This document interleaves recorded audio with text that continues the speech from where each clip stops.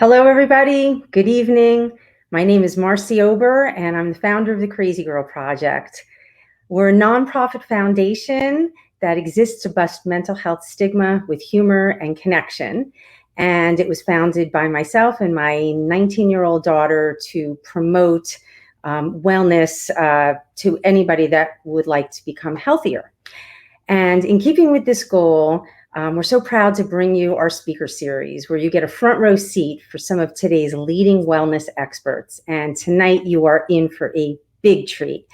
I just want to let you know that we are having an after party where you'll have an opportunity to meet our speaker and to ask some of your own questions. And the link can be found pinned to the top of our private group. So if you need to access that link, go ahead and get it. We are going to start the after party promptly at 7:45 and end by 8 o'clock, so you don't want to miss any of that. And if you're not a member of the group yet, you can certainly reach out to our moderator, Fig Alley, who is standing by, and she will grant you access. So without further ado, I would like to welcome you to the KrazyGirl Speaker Series speaker for this evening, and it is the one and only Dr. Laura Berman. Dr. Berman, so nice to see you. Good to be here. Thank you so much. I love that theme song. I want a theme song. Oh my goodness.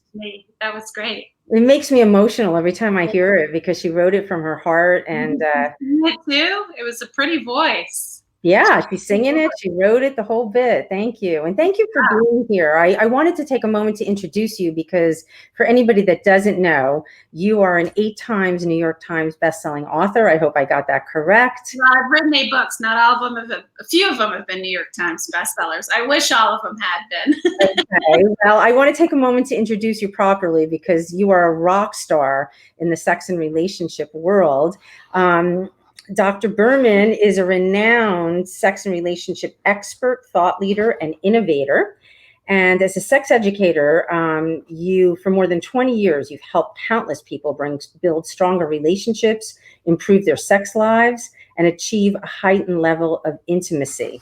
You're the award-winning host of the national syndicated show Uncovered Radio, and you've starred in several television shows, and you're a well-loved and regular expert on love and relationships across all media platforms. And we are so thrilled to have you here. So thank you for joining us. Very generous of you. I'm happy to be here. So can you just share how you came to be a sex and relationship expert? Yeah, I mean, could talk for an hour about that. There are many layers to that answer. But I would say that first and foremost, I set out to be a general couple relationship therapist, mostly because that's what I was from the time I was born for my parents. And I got a lot of kudos from that, and I got a lot of worth from that, and I was very good at that, and it's how I got love and approval, and we could go down that path. But I definitely was primed from an early age, and sex was also something that was just really normal and comfortable and matter of fact in my house growing up. So when I got to graduate school and I was doing training in couples therapy, I was finding that I was the only one that couples were talking about their sex lives too, which seemed weird to me, first of all. Second, more weird was going to my supervisors and professors asking for guidance, as we did, because these were cases while we were in graduate school, and they were like, had nothing to offer and thought I was a little weird that I thought sex would be an important part of couples therapy. So as with many things in my career, becoming a trained sex therapist grew out of my frustration with something I confronted, namely the lack of sexual content and training couples therapists and couples therapy in general. I'm still astounded at how many couples I see who have been went to couples therapy with a sexual problem, presented with that problem, are in couples therapy forever, and the couples therapist never even brings it up, doesn't even address it. That seems insane to me. Yeah. So I don't see how you can do couples therapy without addressing sex, but it's astounding to me how many people do. So I went on and got kind of fellowship trained to do that. And then that kind of accidentally made me renowned or famous. People want to talk about sex, so they know me as a sex therapist. But I didn't mean to become a sex therapist, although I like it and it's fun. But first and foremost, I'm a general therapist. Yes, and a relationship therapist. And yeah, sex is weaving all in there. Mm-hmm. Yeah. You know. Yeah. So what are some of the most frequently asked questions you get? I know you speak many places. And so what are people asking? Well, if we're talking about sex, what they're asking is, I get a lot of questions about uneven desire. So one partner wants it a lot more than the other one does. Infidelity, obviously, that's a big one, especially with, Facebook being mentioned in 1 in 5 divorces these days. It's like a class reunion on steroids. Wow. I didn't even know. Wow. And so, a lot of internet cyber infidelity type stuff I see sexually. A lot of younger men I'm seeing, a lot of younger men and younger couples with low desire. I think a lot of that may have to do with technology. And that's really been over the past couple of years. I think with relationships, it's about finding love, and getting, first of all, finding love, that really recognizing and figuring out what you really want in love and attracting that in and meeting someone who's really suitable for you, but also just feeling a real disconnect once you are together. So I see couples and individuals who are trying to find love and who have been married, 50 years and are still struggling. So it's across the board. But what is interesting to me is how many younger people are struggling. What do you make of that? Why do you think that that's coming up a lot more? The main culprit, I honestly think, is technology, specifically around social media, because it used, instead of sitting together at the end of the day or spending quality time together, they're next to each other on their screens. And those natural opportunities for sexual contact and organic romance isn't really there. I also think that, just economically, the millennials and beyond are really struggling to find their way financially. And when there's work-related or financial-related stress, we definitely see a decrease in male interest. And since they tend to be the main initiators in younger couples and older couples, that's probably another reason. And also maybe there's been a way in which it's always been the case, but there were all of these taboos about talking about sex or about men reporting low desire, and a lot of those have been lifted, and maybe it's just being talked about more. But I really feel and see the trend in a way where it used to be just like the older couples or the more established couples coming in. Now I see a lot of younger ones too, which is fine, because the good news is I can get them back on track quickly, Yeah. And they can utilize that for a long time. Yeah. So anything that you can share while we're on this subject for couples that might have lost some of their connection, or people that are kind of coexisting, especially right now, I think people are in their homes and, they think, okay, we're together all the time. And maybe they're not feeling the need to make special time or you don't have to make special time.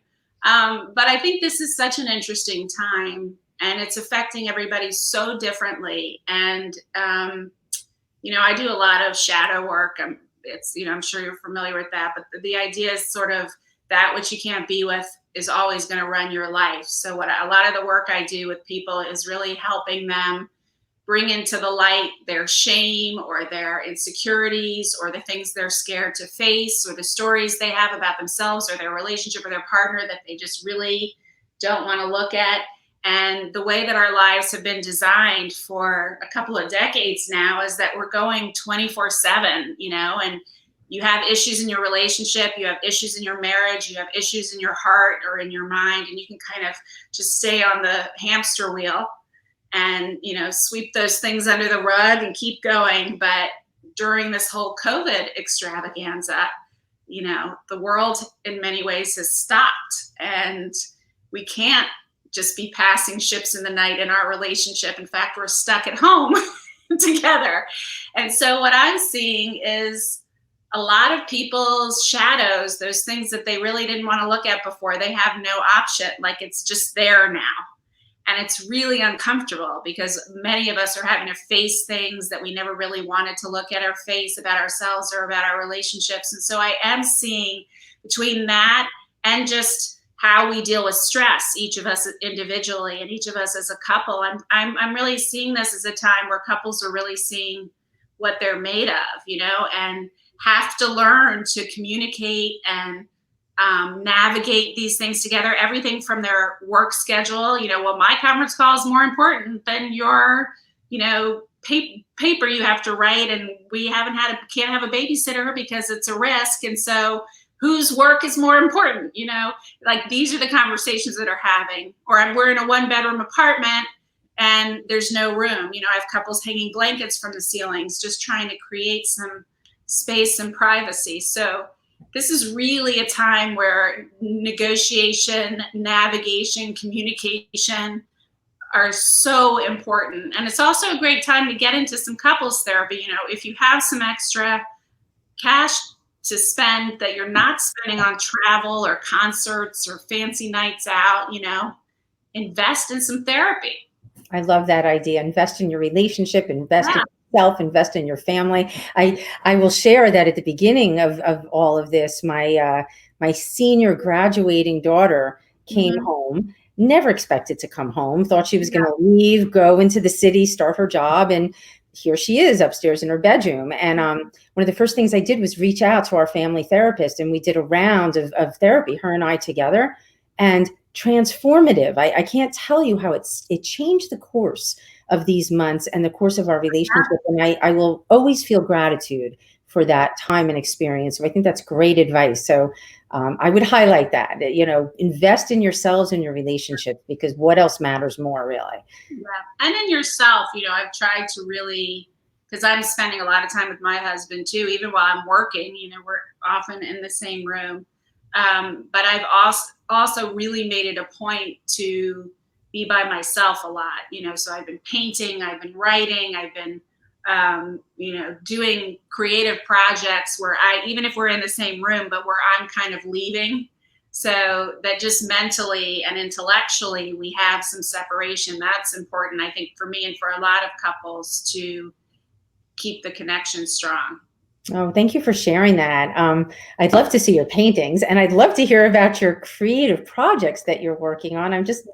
I'm thrilled that you have the time and can't wait to see what's going to come ahead for you. Yeah, I'm working on a new book based on my life, which is going to be very vulnerable, all about my big and little T's. I call them my big traumas and little traumas, and healing. So, you know, just like with what you're doing, I think it's really important for us to be really authentic and honest about our own warts and insecurities and struggles, because everybody has them, and it can't be addressed until those shadows, those things that we're ashamed of or scared of or don't want to face, once they're exposed to the light, the shame goes. So that's a big part of what my book is about, and that's coming. And also my art, you know, the art that I'm doing is called Big T, Little T. It's based on a lot of photographs I found that kind of highlight old real photographs that I then paint paintings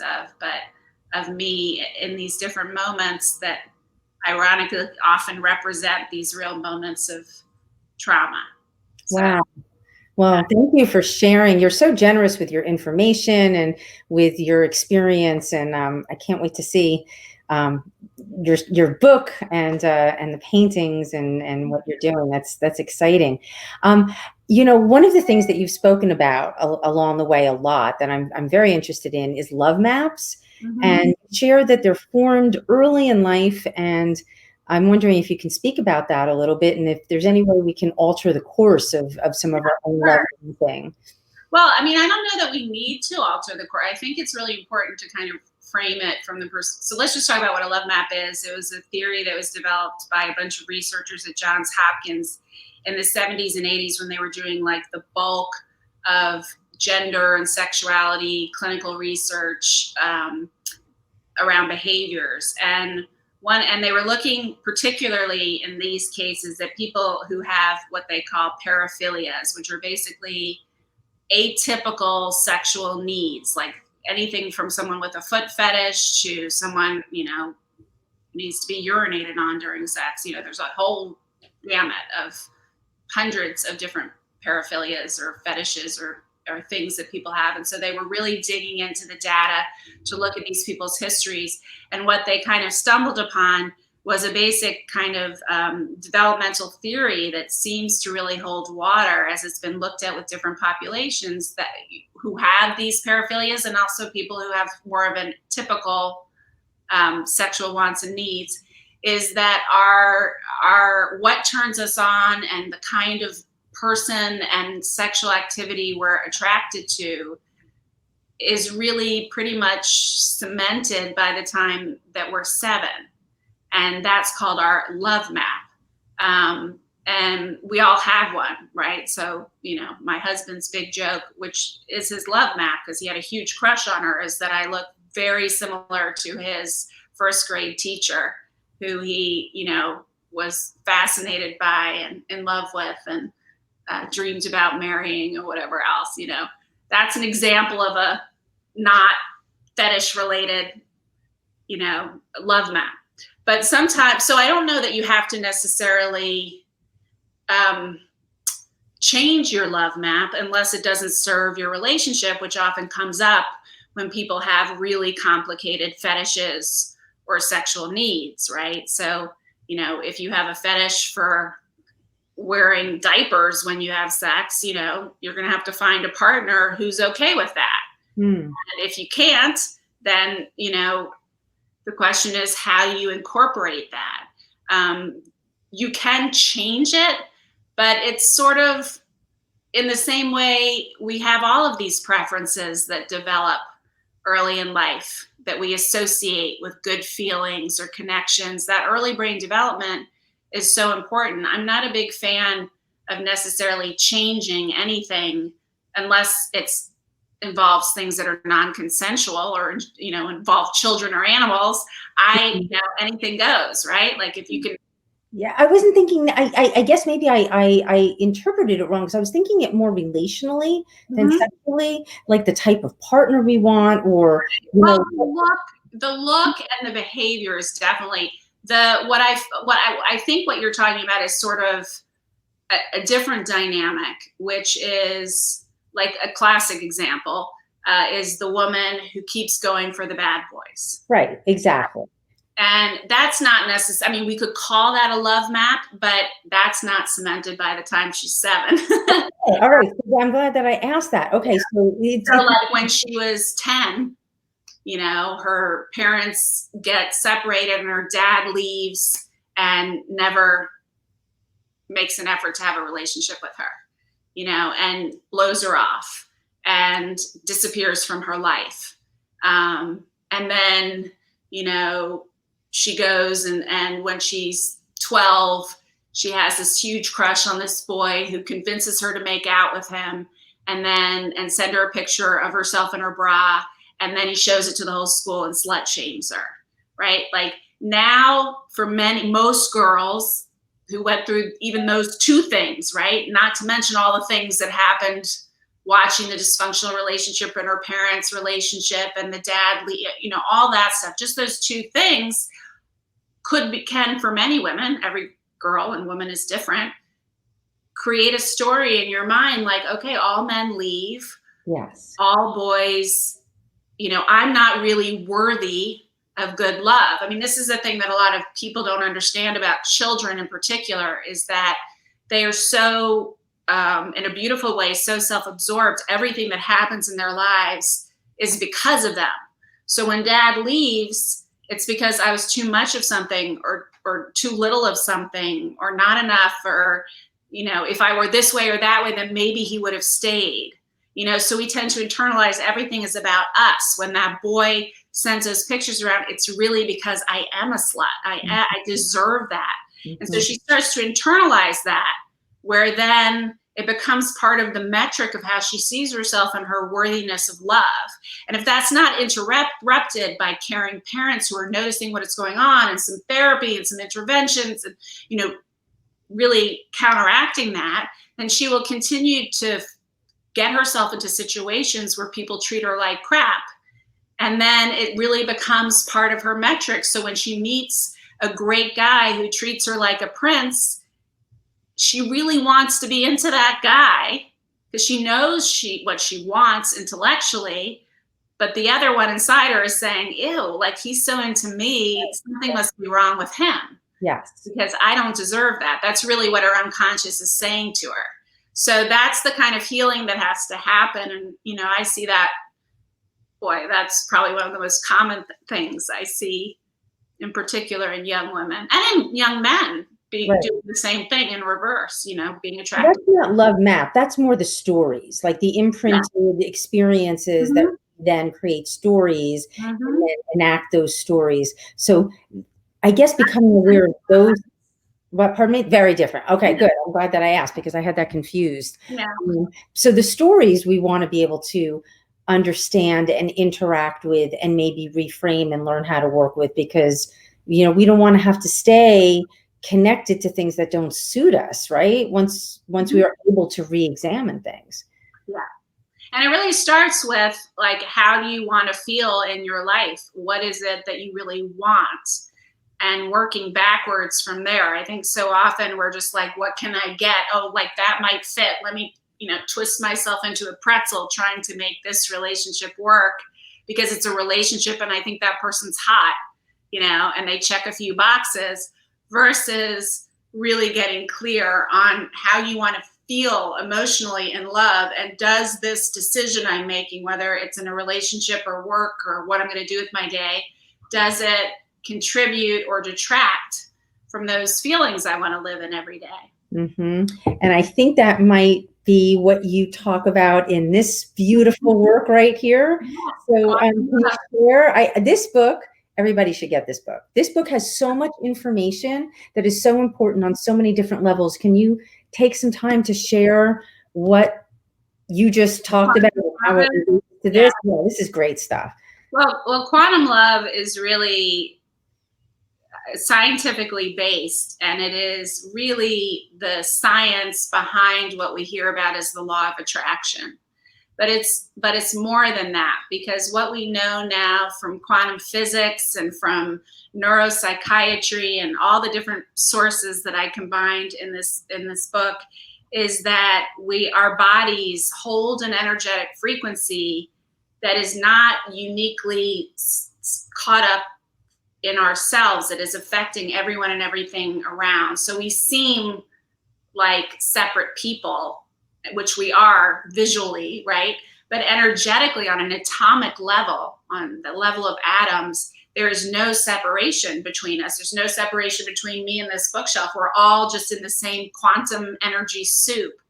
And what they're finding is that each body, each individual kind of holds an energetic frequency that is constantly changing based primarily on our emotional states, conscious and unconscious, more often than not unconscious emotional states, but that we actually are affecting everyone and everything around us. So when you're in a room, or even in this kind of situation, even though we're not in the same room, we're all affecting each other's energetic frequency like human tuning forks, and coming to a common medium.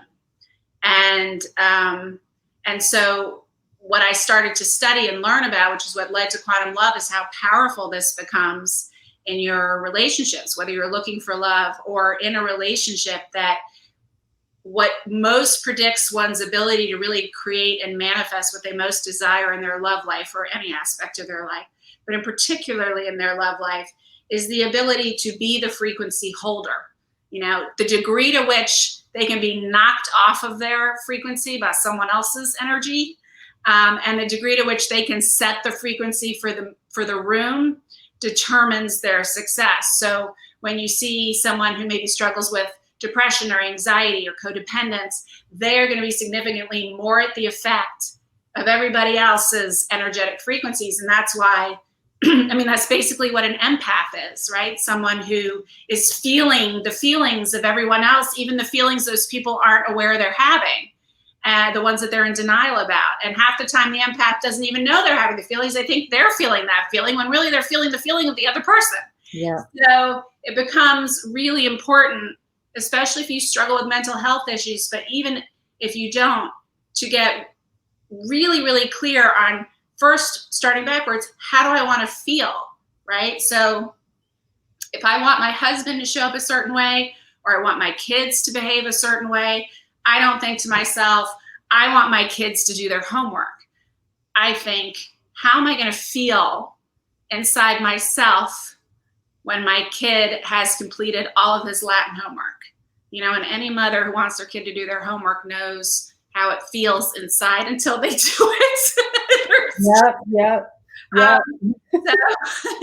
So, you know, I get into that energetic state of like relaxation. My homework is done, you know, because until he does his homework, it's like my homework's not That's done. right. Yep, absolutely. It's all done. I can relax. I'm in ease and flow. And I know what that feels like in my body, because this is part of the magic and the practice of quantum love, is getting really, really attuned to how those states you want to inhabit feel inside your body, which is another thing people who struggle with mental health issues struggle with, being in our bodies, right? Mm-hmm. We're anxious and depressed. We're not often in our bodies. But as you start, and I teach you how in quantum love, as you start to understand what it feels like to be in this case, calm, completion, relaxation, possibility, you know, then I'm in that energetic state when I go into the room with him.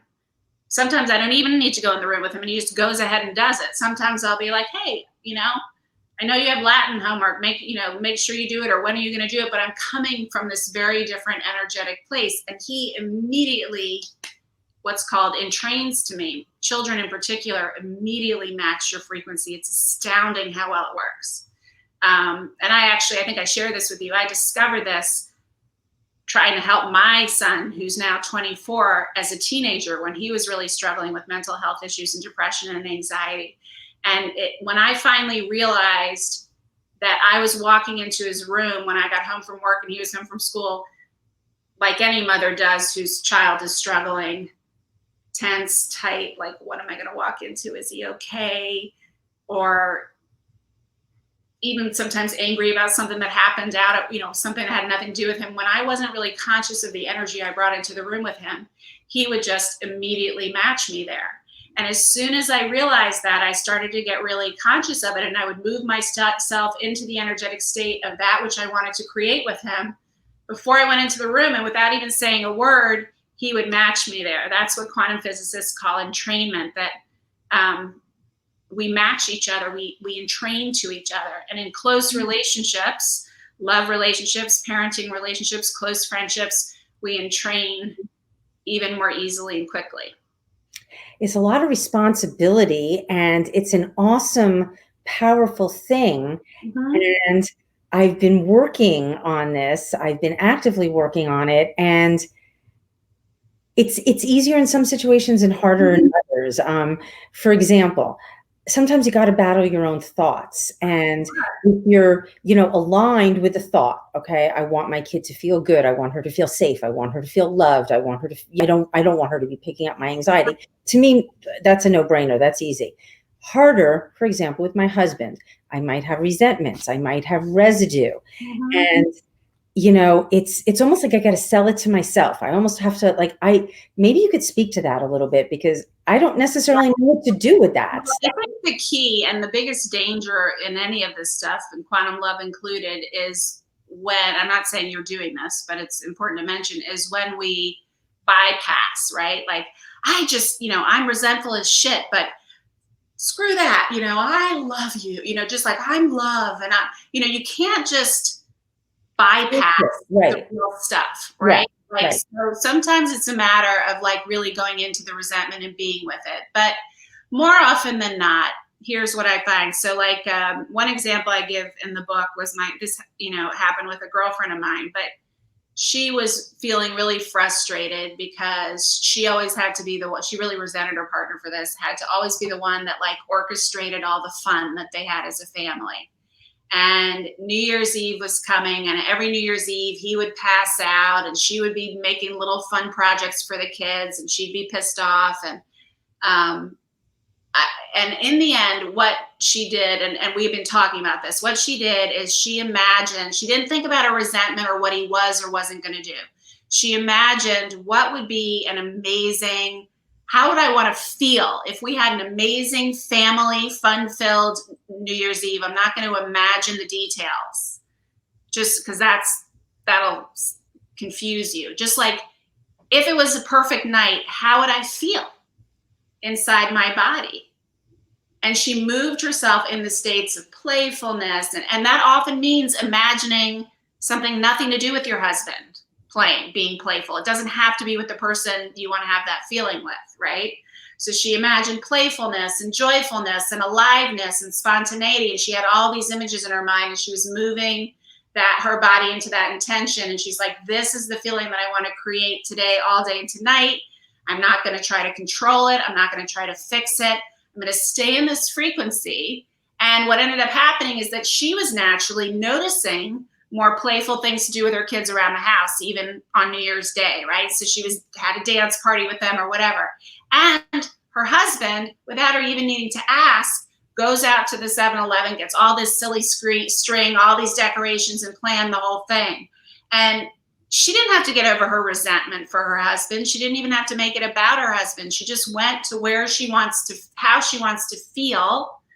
And often, like I said, you can, you think of how you want to feel. And if you need to imagine an imaginary scenario with your husband or even with your pet, it doesn't matter because your body and your brain don't know the difference between reality and rehearsal. So when you're moving your body into that frequency, it is interacting with the quantum field. That's the instrument with which the quantum field responds. It's mind blowing when you look at the science, but. And it's mind blowing when you put it into action. And so I guess just continuing to practice. I think meditation, you mentioned that in the book, that's helpful to really just kind of train our minds how to go there, how to open up the body, how to be in different places. Yeah, and I have a lot of guided meditations on my website. If you go to my website to the Quantum Love page and you click on meditations, there are a lot of meditations that show you how to get into just a general, what I call home frequency, a high frequency state, just so you can start to feel what, the feelings that are kind of higher frequency that are going to create more of what you want are curiosity, joy, playfulness, optimism, love, abundance. As you are in those feelings, even 51% of the time having nothing to do with what you're trying to create in your life, your entire life will change because everyone and everything around you is in training 51% of the time to that higher frequency. And when you hold it, it's like everyone else in the room matches you. It's a different level of loving control that I find really powerful. And mindful intention. Yeah. I remember when I took my California marriage and family therapy licensing exam, and it was notorious for being like the hardest one and everybody fails. And I remember doing that. I remember going in, it was in a hotel. And I just remember for some reason, I just knew I was going to rock it. I don't even know why. And I walked in and I remember meeting these people and they asked me the questions and I just had it. And at the end, I shook hands. I feel like that energy would happen. Magnetic, and it makes you really attractive. I took that same exam in California. I know the one you're talking about. And ironically, I'm just thinking about this now. I didn't do that. I was really nervous. And my then fiance drove me to now husband, drove me to the test. And I asked him about this recently. He didn't even remember doing this, but several times, because he's such an empath, he knew I was anxious. Several times we're walking through the garage and then we're walking into the hotel and he was going to wait in the lobby. He pulled me over several times into a corner and just made out with me like crazy. And, just totally took my mind off my struggles, but like that was the only thing he could think of. And he was very quiet about it. He didn't say, don't be nervous or anything else, but I knew what he was doing at the time, and he was putting me in home frequency that way.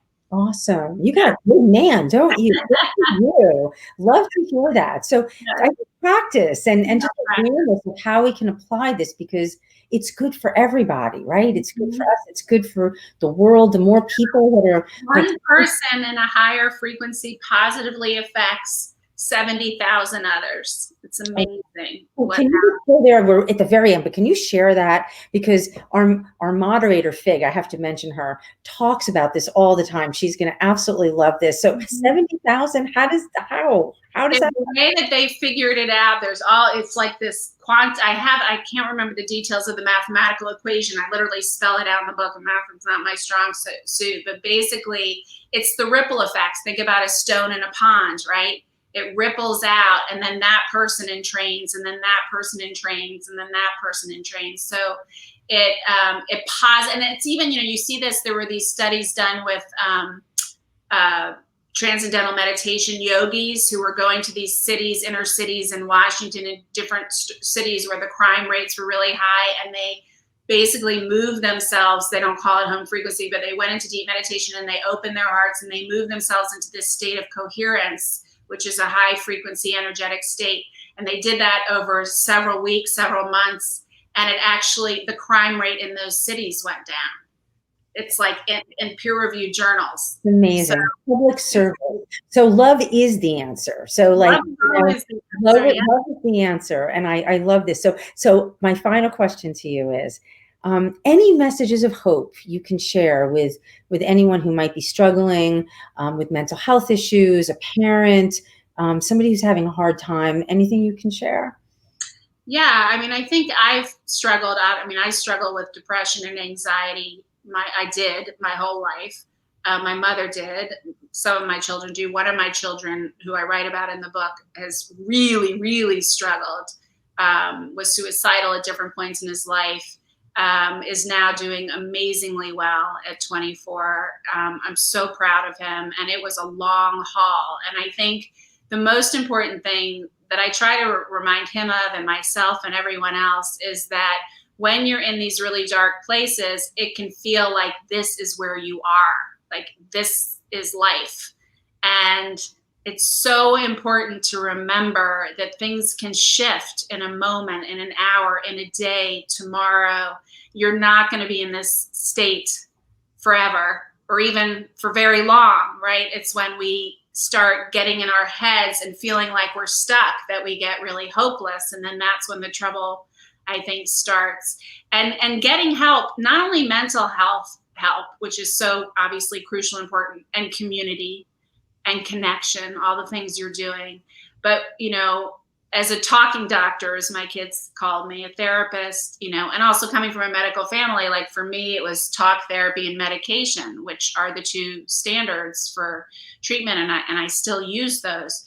But I would say over the past 2 decades, I have become so much more interested and invested in nutrition and nutraceuticals and gut health, and understanding how profoundly impactful those things are for mental health. So I think that's a piece of the puzzle that we really can't ignore. And I can't thank you enough for that, because our whole speaker series, actually, our first speaker was a gastroenterologist talking about gut brain health. We had Beryl Bender Birch on talking about yoga and meditation. These are the healing arts. And I want to put this out there. These are available to everybody. You don't need to go to fancy doctors. Not that you shouldn't avail yourself of proper medical care, please. Right. It's a wonderful investment, as we started talking about in the beginning. But so many things that will help us feel better and will help our family and our children feel better are free or available. And that's what the speaker series is about. I'm so glad that you shared that. That meant the world. Thank you. The next series we're going to do, I'm just going to mention this, not till January, but I want to have mothers and young people on as duos. So maybe you would like to come on if you're interested. We'll see. I know my teenagers wouldn't come on with me, but maybe the 24-year-old is like, we've been having a blast together. But he's moving. He's taking a job down in my old hometown in Georgia. So wow. What's he going to do? He's an environmental conservationist, and since he was 4 years old, he has adored amphibians and reptiles. And I thought he would grow out of it like most parents do, but he didn't. So he does statistics, and he always gets mad because I can't say it right, but statistics, biometrics, conservation. So he's going down to Georgia to work with and track indigo snakes. Wow. Good for him. Bravo. Best to him. I cannot thank you enough. You've been so generous, as you always are, really so warm-hearted and so generous. I'm happy to help. Thank you so much. And so I want to share that we are going to have the benefit of you on an after party only until 8 o'clock. So it's going to be short and sweet. So please, everybody, grab the Zoom link. Meet us at the after party. Dr. Laura Berman, thank you so much for the conversation, and I will see you in a few minutes. Please check her out, drlauraberman.com. Her meditations are on there. Her books are wonderful. She is such a font of knowledge and such a warm and genuine human being. Thank you so very much for sharing all of that with us, Dr. Berman.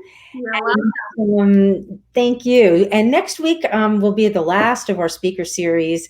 We will have Dr. Drama Elisa Hurwitz, who will come on and talk with us about Broadway and what's happening with all of those folks that have been in such tremendous upheaval. And I want to take a moment to thank everybody that makes this series happen, because it would not happen with all of you. Courtney, my beautiful daughter, who has inspired me every day to be a better version of myself. I thank you so much. And all crazy girls everywhere that are working for their own benefit.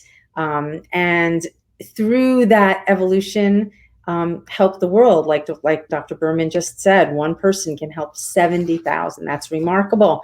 I'd like to thank Fig Alley, who has helped me in so many different ways, as the moderator of our Crazy Girl Survival group, and just an incredible human being. Sheila and Dina from Saya Productions that produce these wonderful series. Monica Wagner, who makes all of our beautiful graphics. Danielle Roast takes care of social media. And every single one of you who participates, shares your experiences, struggles, and inspiration. We're better when we're crazy together. So thank you for joining us. Thank you for being here, and we will see you at the after party. Mwah. Bye, everybody. Have a good evening.